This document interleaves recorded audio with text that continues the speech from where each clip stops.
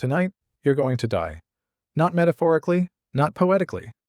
According to a growing number of neuroscientists and philosophers, the version of you reading this sentence right now will cease to exist in a few hours. Completely, irreversibly, permanently.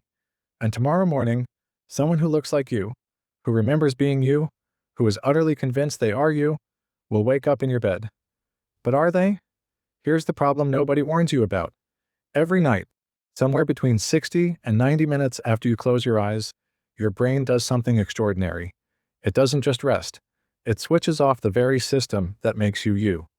Neuroscientists call it a loss of consciousness. Not sleep in the cozy, comforting sense. An actual measurable gap where the lights go out. No thoughts, no awareness, no you in any sense that matters. For hours there is simply nothing. No observer, no witness, no one home. And then, somehow, in the morning, there's someone again. We call this waking up. Here's where it gets strange. Philosophers have a quiet, unsettling question they like to ask at dinner parties when they want to ruin the mood. What actually makes you, you, across time? It's not your body. Your body is in constant turnover. Different atoms, different cells, slowly replaced, year after year. It's not your memories. Memories are reconstructed every time you recall them, edited slightly, rewritten like an old document, saved over and over. So philosophers point to something else. Continuity. An unbroken thread of experience, one moment flowing into the next, like a single river never stopping.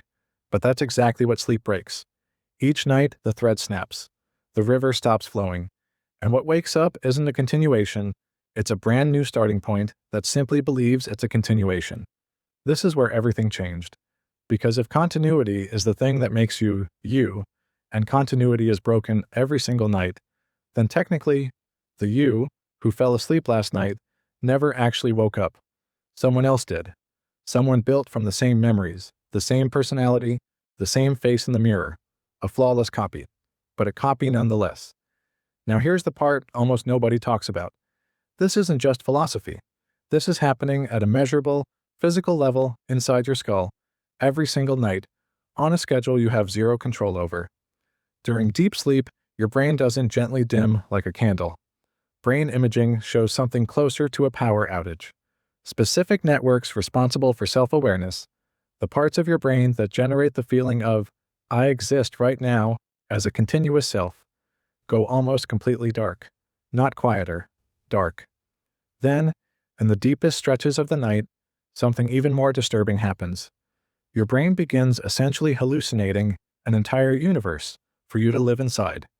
You lose the ability to doubt. You lose the ability to question your own existence.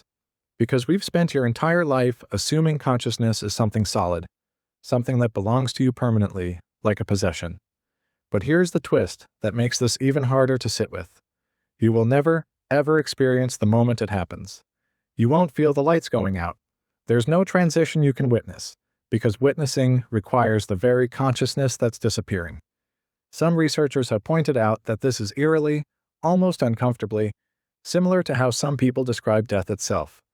Not a dramatic fade, not a tunnel of light, just an abrupt, silent absence, with no one left inside to notice the absence at all. Which raises the question nobody wants to ask out loud. If you can't feel yourself disappearing during sleep, how would you know if one night you simply didn't come back? This isn't really a video about sleep. It's about the fragile, almost absurd trust we place in the idea of a self. We assume the person we are at 30 is a direct continuation of the person we were at 5. Despite barely remembering them, despite having different values, different fears, a different brain in nearly every measurable way. We treat identity like a fixed object, but identity might actually be closer to a flame passed from candle to candle. Similar enough each time that we never notice the handoff. It's about how thin the line is between you and someone who simply remembers being you. So tonight, when you turn off the light, remember this. Something is about to end. Quietly. Without ceremony, without your permission. And in the morning, someone is going to open your eyes, wear your face, speak in your voice, and confidently call themselves you. Never once questioning whether they actually are. Maybe they will be.